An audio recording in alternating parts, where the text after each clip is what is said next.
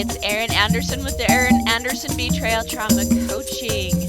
I am super excited that you have tuned in today. Let's get talking about how to heal from betrayal trauma.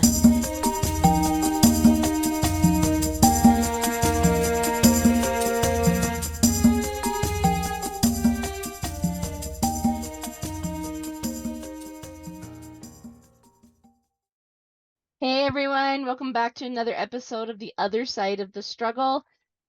Guys, this is our second to last episode in this particular podcast, so let me remind you again to go check out the Boundary Boss Babes podcast. There is one episode ready to go, but there's a lot more coming. We're going to be talking about boundaries, the 7 different types of boundaries, how you can know what boundary you need to set, what are your emotions trying to tell you, and also how you can transfer that into creating 6 or 7 figures for yourself, because I'm really passionate not just in helping you heal your relationships, but also in helping you heal your money story, because I feel like women need their own money to be able to make decisions that they feel like they need to make. So that's what we're focusing on in that next podcast, in this new one. So that way, you guys even have even more freedom.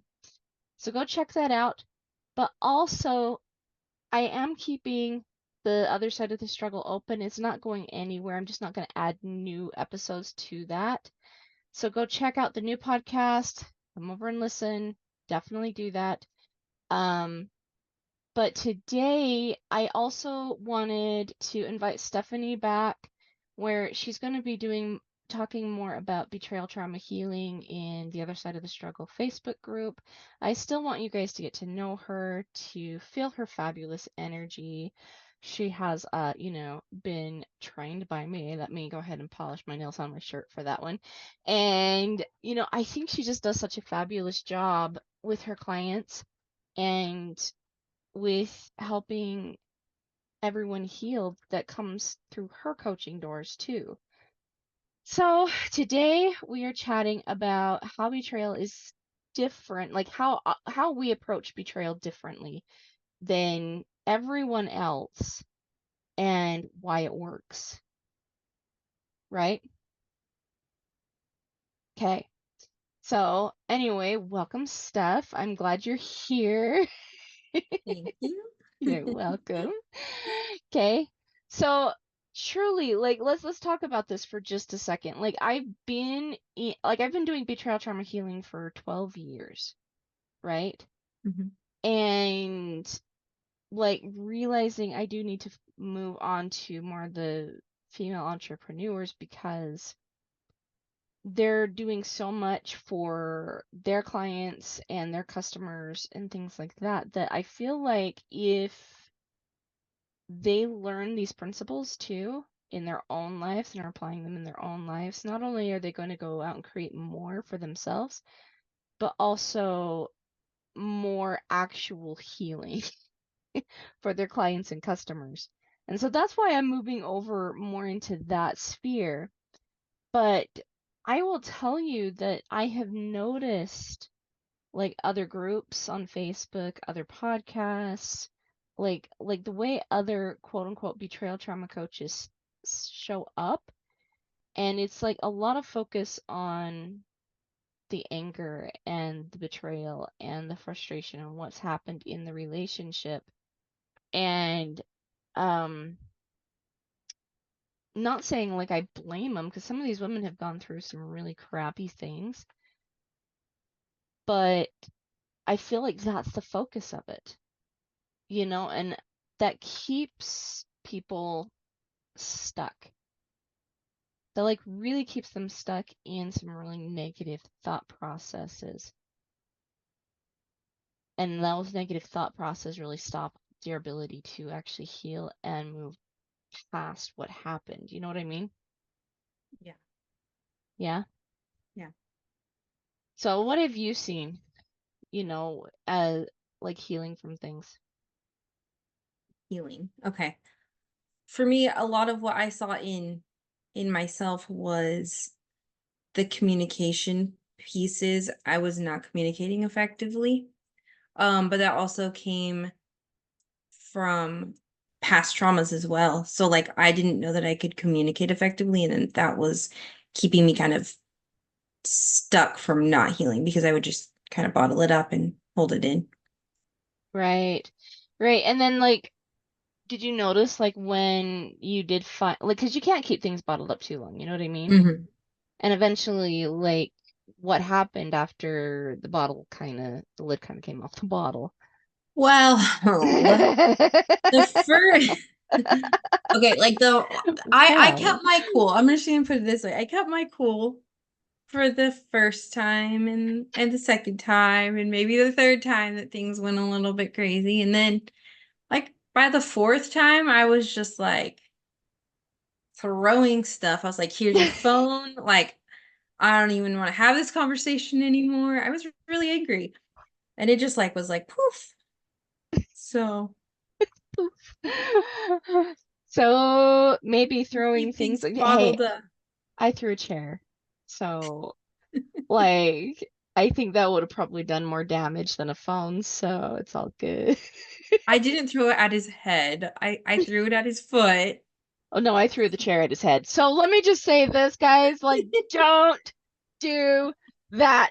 No throwing of objects at all. Yes, we should not throw things at people. It's not nice. No. But like bringing this back around, like I do think that when we're angry, even if we're not throwing actual objects, like please don't do that. Like do not be like, oh, Erin and Stephanie, they totally advocate for throwing things at my husband when I'm angry. No, we don't. We totally don't, right? But like we actually hurdle words when we're angry too. Hmm. You know what I Well, mean? and And that's what I see a lot looks of. of daggers. I feel like Hmm. sometimes I would shoot looks of anger and you could feel it. It would just come off of you that way. It's an Yeah. icky feeling. Yeah. Yeah, absolutely. Absolutely. And you know, I and I've heard like some absolutely horrible things said about you know, spouses that have done betrayal or even friends or partnerships or whatever it is. Like betrayal is possible in almost every single relationship, even ourselves, right? Hmm. Man, how often do we actually betray ourselves? But when we focus on that, and I feel like that's kind of how we're different, you know, and how we approach the problem differently is we don't focus on the anger. We don't focus on the hate. Like, yes, it's very real. Like, what happened? Like, we acknowledge, like, what happened is not okay. And I remember I have thought to myself a few times as I've been coaching, maybe just a few, like, seriously, husband, seriously, husband, seriously, husband, right? Like, Hmm. husband of my client, why are you doing this, right? Like, come on. But when we focus on the things that we have no control over, we start to feel helpless. And this is the cycle that I Hmm. feel like a lot of women are in. And this is the cycle that we are dedicated to breaking. You know what Hmm. I mean? Yep. Yep. I actually love that. The control, the thing of being out of control and being stuck in that control cycle is because is where you can ask yourself that question like, what actually am I in control of right now? Because you're not in control of the behaviors that they're choosing. No, you're not. You're absolutely not. And, like like we totally get and acknowledge and honor the anger too, right? Because let's be honest, any emotion is there not because we're supposed to throw metal chairs at husbands or phones, like not because of that, but it's there to get our attention that something is either right or wrong. That's it, right? Now, Hmm. granted, we sometimes still want to throw things like there's a reason why there's axe rooms and smash rooms Love in this those country. places. I do too. I do too. I totally do. Or like going and like getting on your boxing gloves and punching out like a boxing whatever. I don't know what they're called, but you know what A I mean. mannequin? Like a mannequin? No, it's like a platform. Um, it's like Mm. a boxing tower. It's like padded and you can like punch the crap out of it when you're angry. Anyway, doesn't matter. Those who are like really into fitness will know what I'm talking about. Obviously, I need to work on that. But I know my my Easies. son my son has one and he like goes and he punches it sometimes when he's angry, so which is good. It's a good outlet. But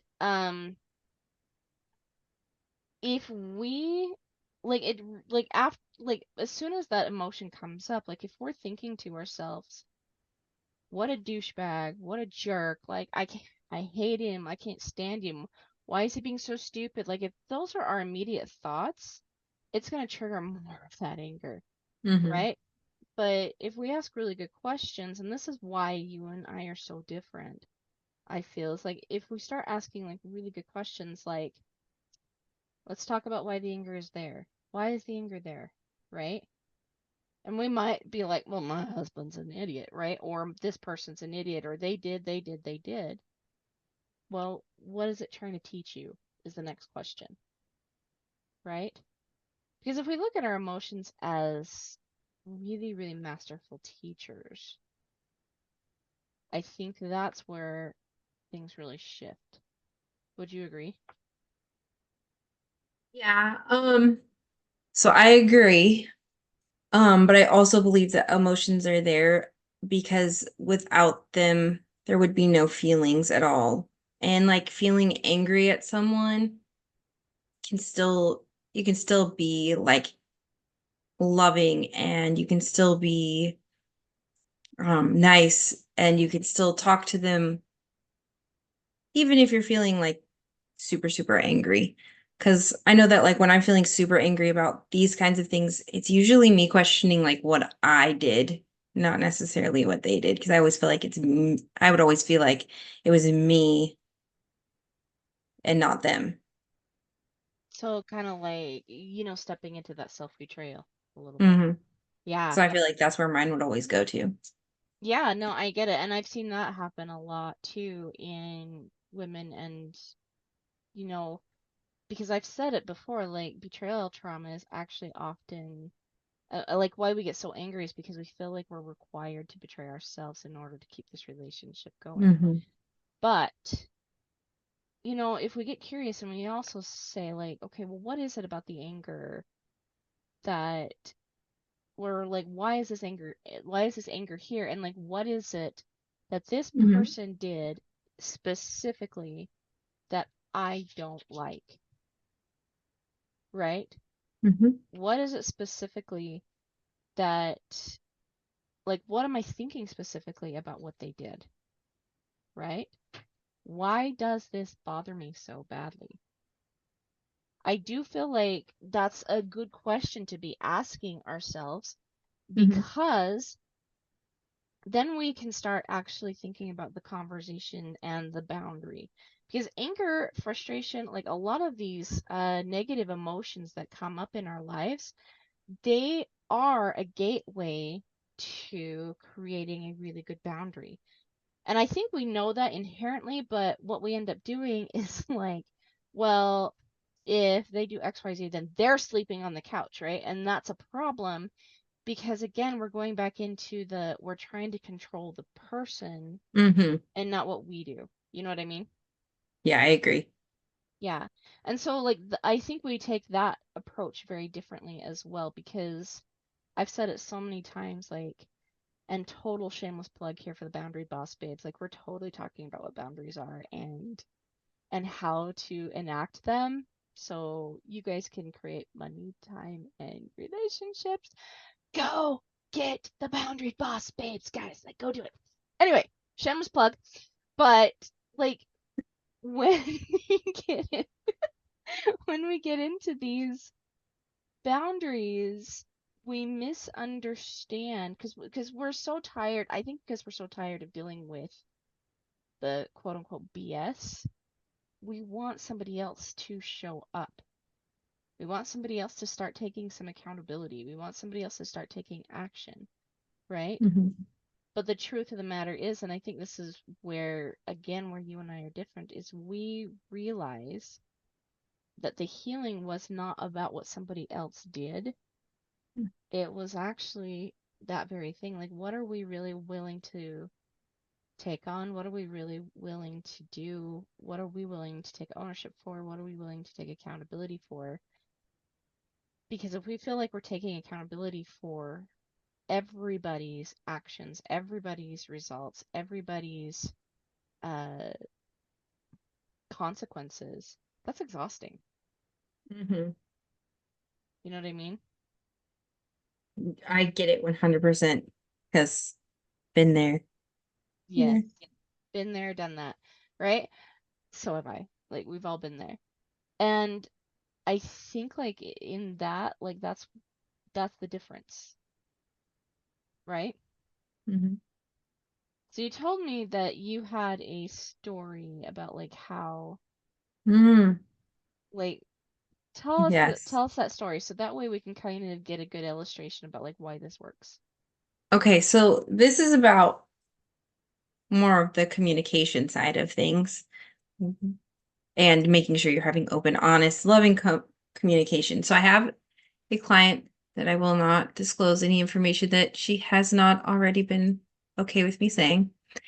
But, and I think a lot of people have, I think a lot of people have been stuck in her, where she is. So she was married. She had 3 children. Her and her husband was abusive in different ways. Um, but they got divorced and um she got remarried to this other person. And this person, she when she gets overstimulated, they try to fix everything and like make everything like perfect so she doesn't actually have to feel those emotions, right? Mm. Well, this week while she was at work, her husband knew that she wanted something fixed on their house, so he chose to start he chose to start fixing this part of the house. And it was outside, not inside, and she came home to feeling overstimulated from work, got out of her car, and the radio was on inside of their garage. And then the front door was open, the radio was on, all the lights were on, the air conditioning was on, and the back door was open. And she lost it.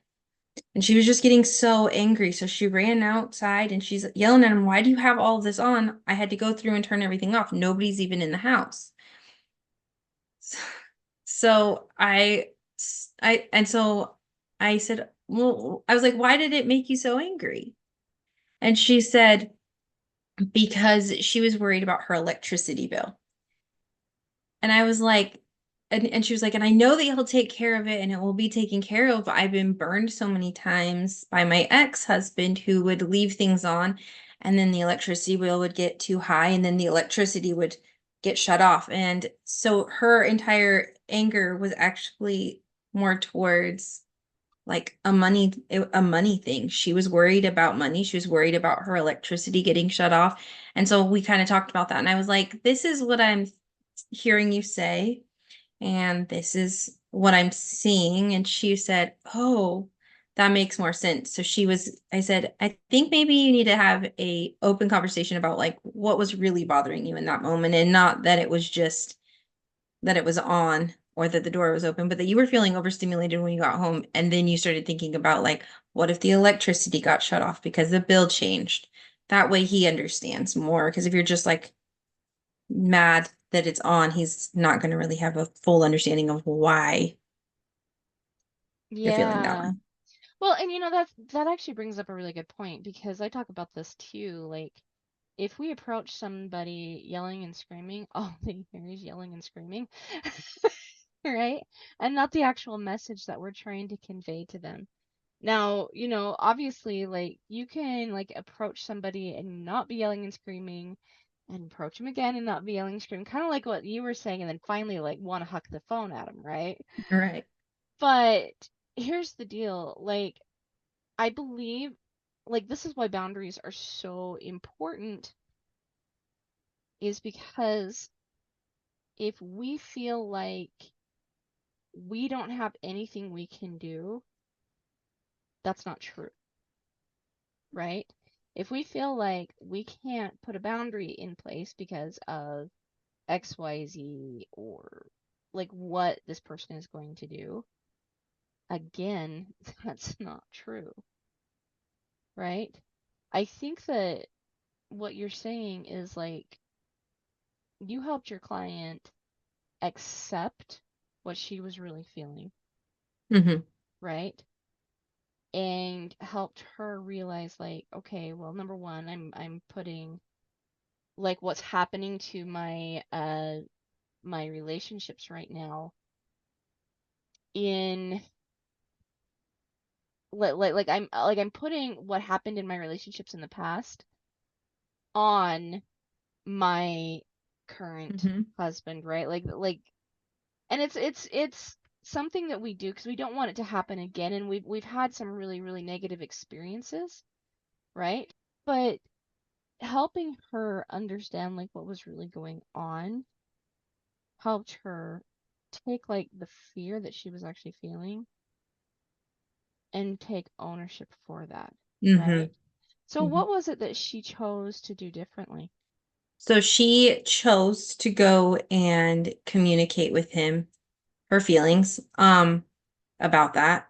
But also, so she realized that she was being the B word, which are her words, not mine, but it was still, she said it.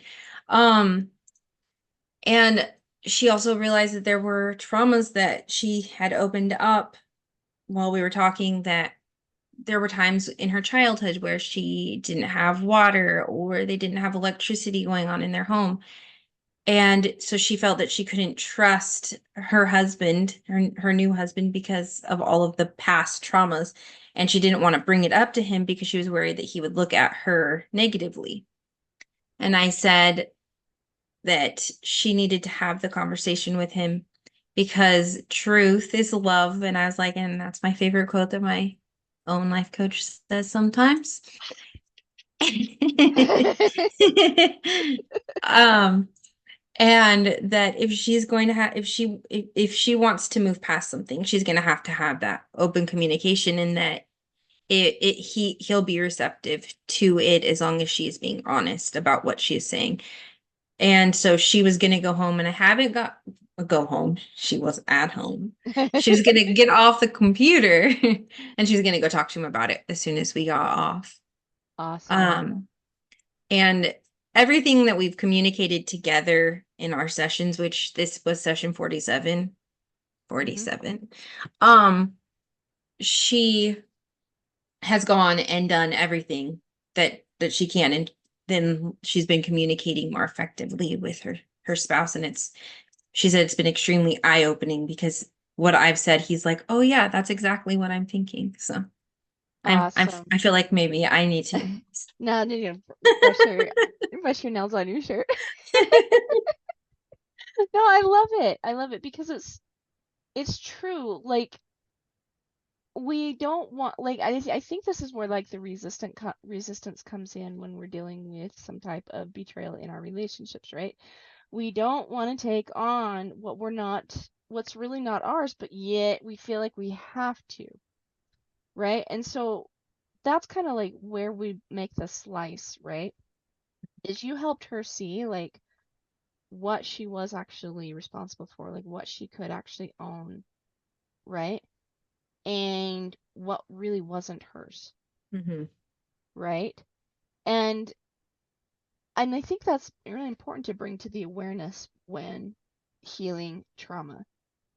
So, we really focus on the love, the truth, right?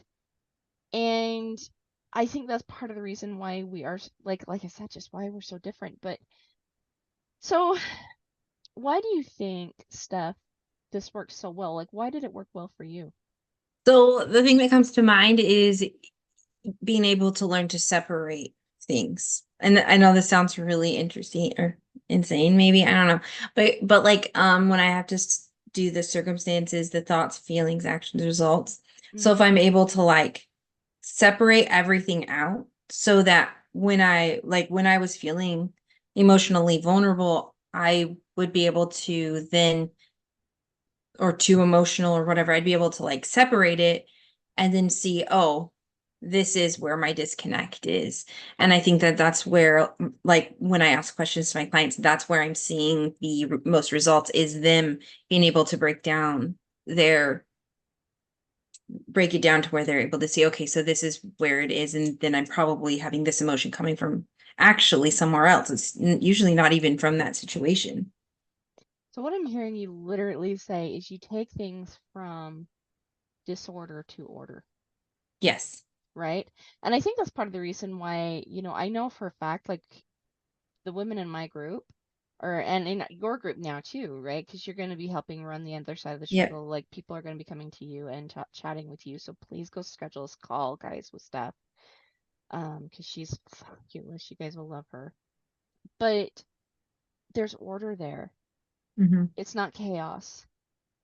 And I think like that's part of the reason why we are so different is we don't focus on the chaos.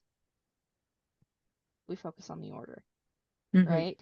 We give like steps, we give like processes, we give the ability to actually not cope. Like we don't want you to cope.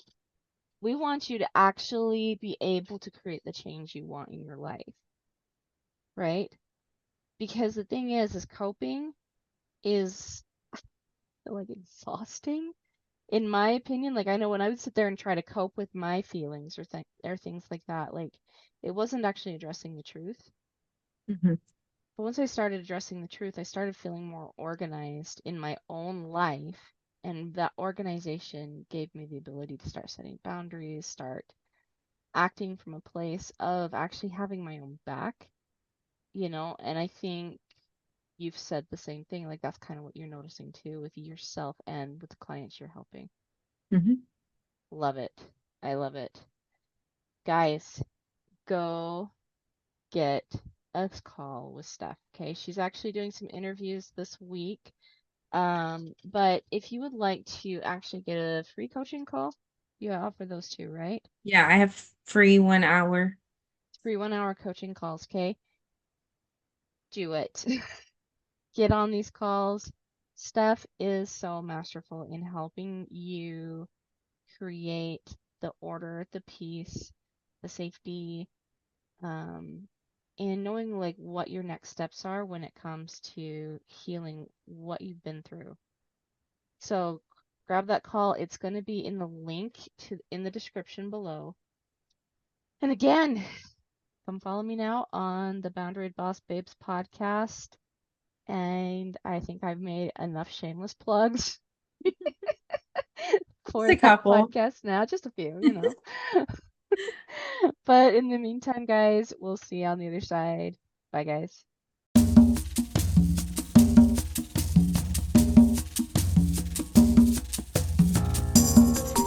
Hey guys, thanks so much for hanging out with me today and listening in on this podcasting episode. Don't forget to tune in next week. It's gonna be